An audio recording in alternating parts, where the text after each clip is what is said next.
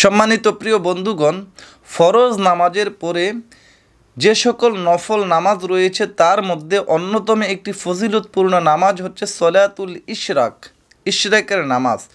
ফজর নামাজের পর নামাজের মুসল্লায় বসে জিকির আজকার করা, দোয়া দুরুদ পাঠ করা, ইস্তেগফার পাঠ করা, কোরআন তেলাওয়াত করা, তাসবিহ পাঠ করা, এগুলি হচ্ছে নফল ইবাদতের মধ্যে একটি অন্যতম নফল আমল। এই আমলগুলি করতে করতে যখন ফজরের ওয়াক্ত শেষ হয়ে সূর্যটা পূর্ব দিগন্ত উদিত হয়, সূর্য উদয়ের 20 থেকে 23 মিনিট পরে দুই রাকাত সর্বমোট যে 4 রাকাত নফল নামাজ আদায় করা হয়, ওই 4 রাকাত নফল নামাজকে সলাতুল ইশরাক বলা হয়।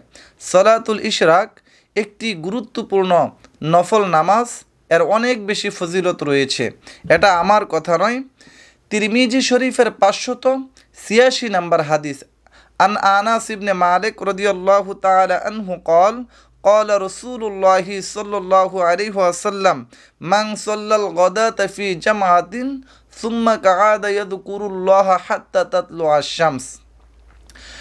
খাদিমুর রাসূল হযরত আনাস ইবনে মালিক রাদিয়াল্লাহু তাআলা আনহু থেকে বর্ণিত, তিনি বলেন, রাসূল সাল্লাল্লাহু আলাইহি ওয়াসাল্লাম ইরশাদ করেছেন, মান সাল্লাল গাদাতা ফি জামাআতিন, যেই ব্যক্তি জামায়াতের সাথে ফজরের নামাজ আদায় করলো, সুম্মা কাআদা ইয়াযকুরুল্লাহ হাত্তা তাতলুআ শামস, এবং নামাজের মুসল্লায় বসে সূর্য উদয় হওয়া পর্যন্ত জিকির আজকার করলো, সুম্মা সাল্লা রাকাআতাইনি, অতঃপর সূর্য উদয়ের পর 2 রাকাত সলাতুল ইশরাকের নামাজ আদায় করলো, কানাত লাহু কা আজরি হাজ্জাতি ওয়া উমরা, তার আমল নামায় আল্লাহ তাআলা একটি কবুল হজ এবং একটি উমরা হজের সওয়াব লিখে দিবেন। সুবহানাল্লাহ।